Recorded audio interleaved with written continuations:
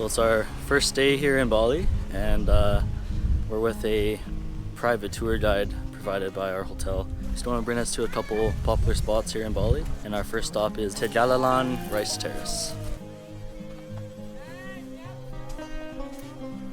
This paddies from the beginning, from the starting to plant until finish, until the harvest, is going to take around 3-4 months.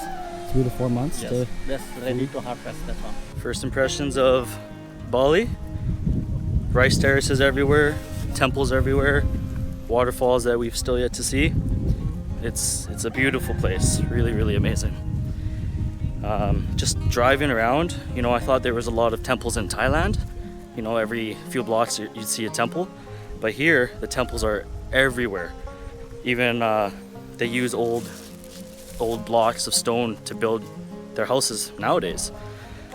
So their houses resemble the same stone looking structure that all the temples here have. It is bloody hot, like 36, 37 degrees. Immediately in love with Bali so far. Here you can see they're harvesting some rice. So this whole rice terrace, it feeds just the local people. It's not for sale or anything. But there's a lot of different rice terraces around here.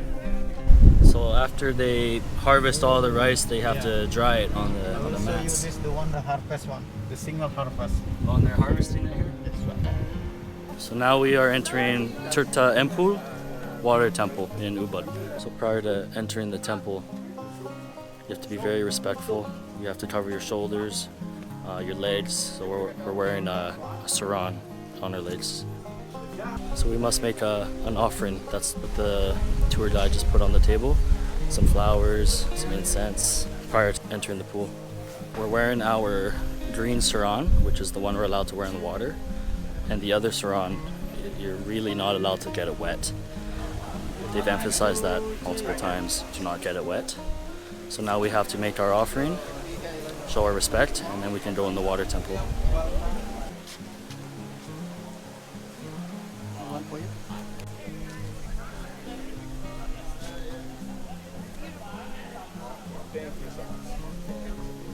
So here at the water temple, we start on the one side here, and every time you put the water on your head, you make a wish.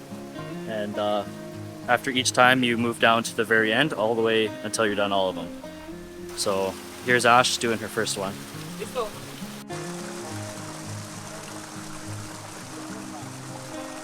It was a really nice experience in such a holy place, and just being able to have positive thoughts, just be at peace, make a wish, just very serene and really nice experience here.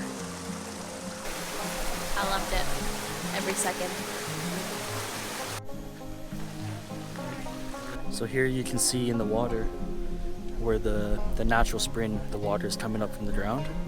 So this is called Tirta Empul spring water, and it's really holy water where they believe a god used a stick during a war, and when he struck the ground, when the stick was removed, all this water came out and saved the soldiers because they were able to drink it. So it's a very holy place here. So these are all the different types of gods of Bali. So it's cooled off a lot now, which is really nice. It's a little rainy, but we're now at the coffee plantation, and we're gonna take a look at the world's most expensive coffee, which is made by this type of animal. It's like a large squirrel. It eats the coffee bean, and then it goes poo-poo, in which the people collect the bean after it's fermented, and they make coffee.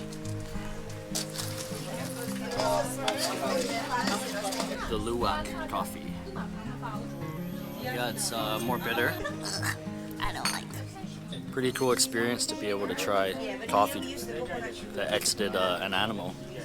So they were telling us all the animals that poop out the coffee here, they're not caged in. There's no farm area where they collect it. The poop collectors have to literally walk around this whole jungle area and search for the poop. And when they see one, they just pick it up, and it's basically like a treasure hunt for the poop.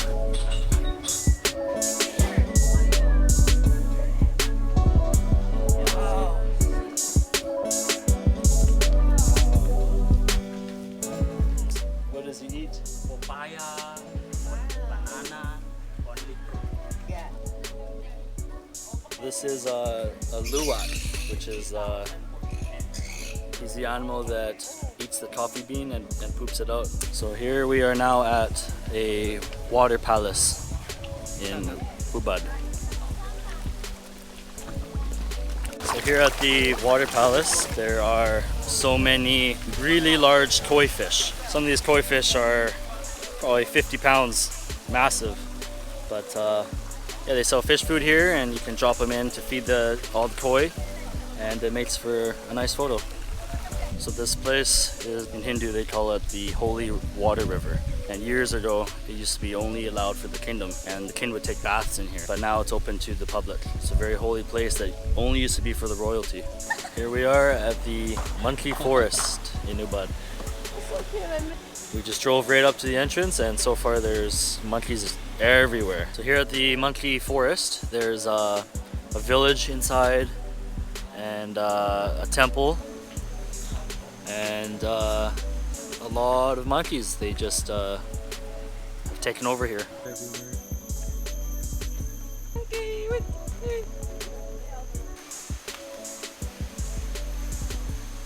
Wow, these monkeys are just everywhere. So here is the temple within Monkey Forest. Yeah, this monkey forest, it's really large. It's like a little monkey city. They have so much free space to run around. It's like a monkey Disneyland here. Yeah. Very beautiful waterfall, Tegenungan.